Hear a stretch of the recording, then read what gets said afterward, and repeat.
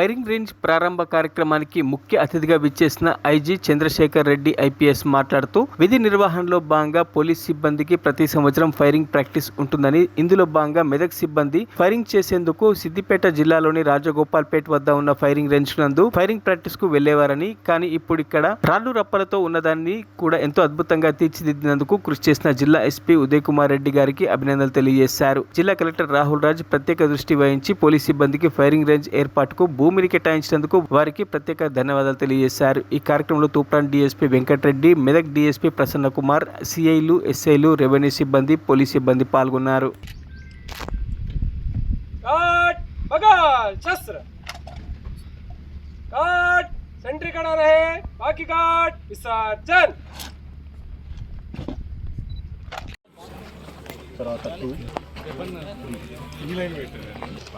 Firing range నీదే కదా practice photo తీసుకున్నాను.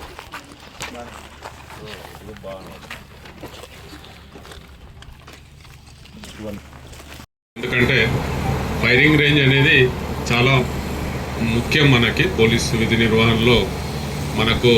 మన ప్రాక్టీస్ చేసుకోవడానికి ఈ ఫైరింగ్ రేంజ్ అనేది చాలా ముఖ్యం. అందరికీ సిబ్బంది అందరికీ కింద నుంచి పై వరకు అందరికీ మనకు రెగ్యులర్గా మనం ప్రతి సంవత్సరము మనం ఫైరింగ్ ప్రాక్టీస్ చేయాలనేది మన మాన్యువల్లో ఉంది. మరి అట్లా ప్రతి సంవత్సరం మరి ప్రాక్టీస్ చేయడానికి మనకు ఇప్పుడు కొత్త జిల్లాలు అయిన తర్వాత ఇప్పుడు మీకు దూరం అయిపోయింది. ఇప్పుడు సంగారెడ్డిలో ఉంది ఫైరింగ్ రేంజ్, కానీ ఇప్పుడు సంగారెడ్డికి మీరు వెళ్ళలేరు. ఆ సంగారెడ్డి ఫైరింగ్ రేంజ్ జైరాబాద్ దగ్గర ఉంటుంది.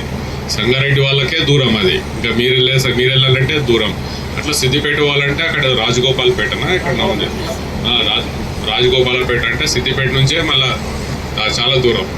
అంత దూరం వెళ్ళి రావడం అనేది కష్టసాధ్యం. కాబట్టి మీకు సొంతంగా మెదక్ జిల్లాలో ఈరోజు ఇట్లా ఫైరింగ్ రేంజ్ ఏర్పాటు చేసుకోవడం చాలా సంతోషకరం.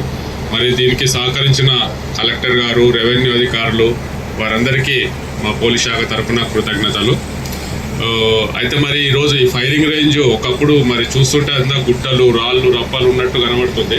మరి దీన్ని ఇంతగా ఈరోజు మరి ఈ స్థాయికి తీసుకురావడానికి చెప్పారు. ఇప్పుడే వెంకటరాజా గౌడ్ చెప్పారు. మీరందరూ కృషి చేశారని, జిల్లా పోలీస్ అధికారులు అందరూ పాల్గొన్నారు. కాబట్టి మీ ఎస్పీ గారికి, మీ అందరికీ నా హృదయపూర్వక అభినందనలు. ఇంత మంచి ఫైరింగ్ రేంజ్ అంటే ఇంకా ఇది ఇప్పుడు ఈ ఎండాకాలం కాబట్టి ఉంది, కానీ వర్షాకాలంలో వస్తే చాలా సీనిక్గా ఉంటుందని అనుకుంటున్నాను.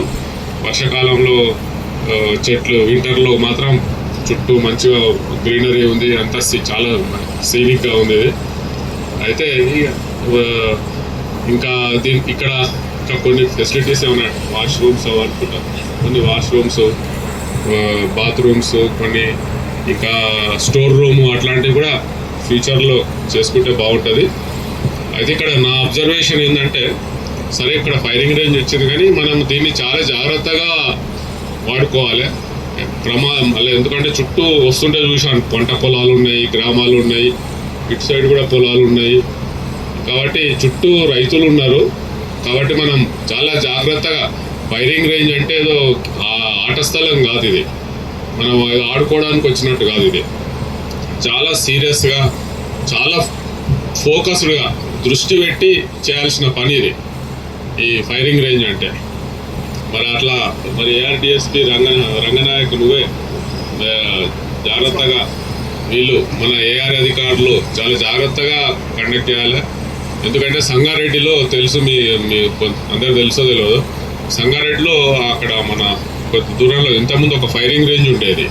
అదేదో విలేజ్ ఉంటుంది అక్కడ, శివంపేట దగ్గర ఫైరింగ్ రేంజ్ ఉండేది. ఎవరో మన వాళ్ళు ఫైర్ చేస్తే ఆ గుట్ట మీద నుంచి రౌండ్ వెళ్ళి ఆ గుట్ట ఎనుకున్న పొలంలో పనిచేస్తున్న ఆమె కాల్లోకి వెళ్ళిపోయింది అది బుల్లెట్. అంటే ఇంకా తర్వాత ఆమె కొంచెం బుల్లెట్ కాల్కి ఇంజురీ అయింది. దాంతో ఆ ఫైరింగ్ రేంజే క్యాన్సిల్ చేయాల్సి వచ్చింది. అక్కడ నుంచి చేసి జైరాబాద్కి వెళ్ళిపోయింది. అది జైరాబాద్ నుంచి ఆ కోహిర్ నుంచి ఆ లోపలికి కర్ణాటక బార్డర్లో ఉంది ఇప్పుడు అది. కాబట్టి ఇట్లాంటి ప్రమాదాలు జరగకుండా జాగ్రత్తగా మనం చేసుకోవాలి. ఎస్పీ గారికి, ఇక్కడ ఉన్న పోలీస్ సిబ్బంది అందరికీ కూడా నమస్కారం. ఎస్పెషల్లీ ఈ ఫైరింగ్ రేంజ్ మరి ఇంతకుముందు వేరే జిల్లాలకి వెళ్ళే పరిస్థితి, ఇంతకుముందు మరి పోలీస్ వాళ్ళు అక్కడ వేరే జిల్లాలకి వెళ్తూ ఉండే, మరి మన జిల్లాకు ప్రత్యేకంగా జిల్లా ఏర్పడినప్పటి నుంచి ఇప్పుడు కూడా ఫైరింగ్ రేంజ్ లేదు. మరి ఎస్పీ గారు చాలా పట్టుదలతోని మన జిల్లా కంపల్సరీగా ఫైరింగ్ రేంజ్ ఉండాలి, సో దట్ ఇక్కడ ఉన్న పోలీస్ సిబ్బంది అందరూ కూడా ఇక్కడనే ఫైరింగ్ ప్రాక్టీస్ చేసుకునే విధంగా చాలా సులభంగా ఉంటుందనేసి మరి వారి పట్టుదలతో ఇక్కడ ఎస్టాబ్లిష్ చేసినందుకు మరి ప్రత్యేకంగా వారికి అభినందనలు తెలుపుతా ఉన్నాను. మరి ఇది మన జిల్లా పోలీస్ యంత్రాంగాన్ని అందరూ కూడా చాలా యూస్ఫుల్గా ఉంటుంది. సో మరి ఈ అవకాశాన్ని అందరూ కూడా సద్వినియోగం చేసుకుంటారనేసి కూడా ఆశిస్తూ మరొకసారి ఇంత మంచి ఫైరింగ్ రేంజ్ ఇక్కడ ఎస్టాబ్లిష్ చేసినందుకు ఎస్పీ గారికి వారి సిబ్బందికి అందరూ కూడా ప్రత్యేకంగా ధన్యవాదాలు తెలుపుతా ఉన్నాను. మన జోన్ ఫస్ట్ ఐజీ గారు శ్రీ చంద్రశేఖర్ రెడ్డి సార్, తర్వాత మన డిస్ట్రిక్ట్ కలెక్టర్ గారు, వేదిక పైన ఎస్ఎస్పీ గారు, డిఎస్పీస్, ఇక్కడికి వచ్చిన జిల్లా సిబ్బంది అందరికీ కూడా ధన్యవాదాలు. ప్రెస్ వాళ్ళకు కూడా ధన్యవాదాలు. సార్, ఈ జిల్లా 2016లో ఏర్పడిన తర్వాత మనకి ప్రతి సంవత్సరం ఫైరింగ్ పోవాలంటే సిద్దిపేట కానీ తర్వాత సంగారెడ్డి కానీ పోయే పరిస్థితి సార్ ఇక్కడి నుంచి. అందుకోసం నేను వచ్చిన తర్వాత కలెక్టర్ గారు రిక్వెస్ట్ చేయగానే 5 ఎకర్స్ మనకి ఇక్కడి నుంచి ఆ గుట్ట మొత్తం కూడా మనకి పోలీస్ ఫైరింగ్ రేంజ్ కోసం మనకి ఇచ్చినారు సార్. సార్కి స్పెషల్గా ధన్యవాదాలు చెప్తున్నాం సార్. లేకపోతే అసలు మన జిల్లాలో ఎంత చూసినా కూడా ఎక్కడ ఫైరింగ్ రేంజ్ కోసం మనకి ల్యాండ్ దొరకలేదు సార్. ఇది ఎందుకంటే ఇది చరిత్రలో నిలిచిపోద్ది. పోలీసు ఉన్నన్ని రోజులు కూడా ఈ ఫైరింగ్ రేంజ్ మనకు ఉపయోగపడుతుంది. తర్వాత జిల్లాకి సెంట్రల్ లొకేషన్ ఉంది, హిల్ ఏరియా కూడా ఉంది కాబట్టి ఫ్యూచర్లో ఎటువంటి ఇక్కడ డెవలప్మెంట్ ఇక్కడ దగ్గర ఇల్లు వచ్చే పరిస్థితి కూడా లేదు కాబట్టి ఇది మంచి సూటబుల్ ప్లేసు. సార్ ఇచ్చినందుకు కలెక్టర్ గారికి మరొకసారి నేను స్పెషల్గా ధన్యవాదాలు చెప్తాను సార్. నేను తర్వాత ఇక్కడ వచ్చే ముందు మీకు చూపించాను సార్, ఇక్కడ నార్సింగ్ పోలీస్ స్టేషన్కి ఒక శాంక్షన్ ఇప్పుడు 10 years అయింది సార్ దాదాపు. కానీ పోలీస్ స్టేషన్ ఒక వేరే బిల్డింగ్లో పెట్టి నడుపుతున్నాం సార్. ఈ మూల మీదనే ల్యాండ్ మనకు ఆల్రెడీ ఇంతకుముందు 1 ఎకరం ఇచ్చినారు సార్. కానీ దాన్ని మన ఫ్యూచర్లో క్వార్టర్స్ కట్టుకోవాలి, 2 acres కావాలి సార్. అది కూడా మాకు ఫిజికల్గా హ్యాండ్ ఓవర్ చేస్తే ఇది కూడా మేము రాస్తే పోలీస్ హౌసింగ్ బోర్డు వారు కూడా రెడీగా ఉన్నారు సార్ పోలీస్ స్టేషన్ కట్టడానికి. ఇది మెయిన్ రోడ్, మనం ఇప్పుడు లెఫ్ట్ దిగుతాం కదా సార్, ఆ మూల మీద సార్, హైవే మీద సార్. అంతా దానికి కూడా నేను కలెక్టర్ గారు రిక్వెస్ట్ చేస్తున్నాను నేను. తర్వాత మీ అందరికి కూడా పేరున ఇక్కడికి వచ్చిన అందరి ఇది ఓన్లీ జిల్లా పోలీస్ సహకారంతో సార్. లోకల్ కొంతమంది కంపెనీ వాళ్ళు మనకి సిఎస్ఆర్ కింద మనీ ఇస్తే దాంతో వాళ్ళ కంట్రిబ్యూషన్ తోటి మనం ఈ ఫైరింగ్ రేంజ్ తయారు చేయడం జరిగింది సార్. దాదాపు 40 రోజులు ఇక్కడ కష్టపడి లోకల్ ఎస్ఐ గారు, తర్వాత మెయిన్ రామాయంపేట సిఐ, తర్వాత సిఐ మన డిఎస్పీ తుఫరాను, తర్వాత డిఎస్పీ ఆదిలాబాద్ మనం మెదక్ సార్, తర్వాత మిగతా పోలీస్ ఆఫీసర్లు అందరూ కూడా దీనికి హెల్ప్ చేసినందుకు వారికి కూడా నేను పేరున నేను ధన్యవాదాలు తెలియజేస్తాను నేను. తర్వాత ఇది డెఫినెట్గా మేము ఇంకా కొద్దిగా దీన్ని డెవలప్ చేసేది సార్. ఎందుకంటే ఫ్యూచర్లో ఫైరింగ్ ఉన్నప్పుడు ఎటువంటి ఇబ్బందులు జరగకుండా, చుట్టుపక్కల కూడా ఎటువంటి ఇబ్బంది లేకుండా మేము దాన్ని సిస్టమేటిక్గా మళ్ళీ ఇంకొద్దిగా ఈ కట్టలు కూడా హైట్ పోసేసి ఏ రౌండ్ కూడా బయటికి పోకుండా, పక్కన హైవే ఉంది కాబట్టి ఈ ఎటువంటి చిన్న ప్రాబ్లం జరగకుండా దాన్ని సిస్టమేటిక్గా మేము తయారు చేస్తాం సార్ దీన్ని. తర్వాత ఈరోజు మీరు మాకు ఓపెనింగ్కి వచ్చినందుకు టైం లేదు కాబట్టి ఇప్పుడు కలెక్టర్ గారికి 12 o'clockకి వీడియో కాన్ఫరెన్స్ ఉంది, అందుకే నేను తొందరగా ముగిస్తాను. నేను ముందుగా కలెక్టర్ గారిని సార్, వేదిక మీద ఉన్న multi zone IG Chandrashekar Reddy గారికి, మరియు జిల్లా ఎస్పీ ఉదయ్ కుమార్ రెడ్డి గారు, మరియు అడిషనల్ ఎస్పీ గారు, నాతో డిఎస్పీ ప్రసన్న కుమార్ రంగనాయక్ గారు, మరియు